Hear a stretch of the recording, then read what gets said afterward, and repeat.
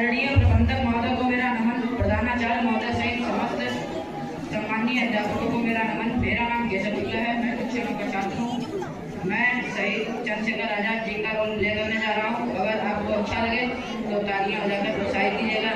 चंद्रशेखर आजाद जी का जन्म 23 जुलाई 1906 ईस्वी में मध्य प्रदेश के अलीराजपुर के भावरा नामक गांव में हुआ था। इनके पिता का नाम श्री पंडित सीताराम तिवारी तथा माता का नाम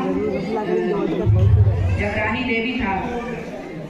हम अंग्रेजों की गोलियों का सामना करेंगे, आजाद ही रहेंगे। मैं आजाद हूँ, आजाद ही रहूंगा और आखिरी सांस तक अंग्रेजों से लड़ूंगा।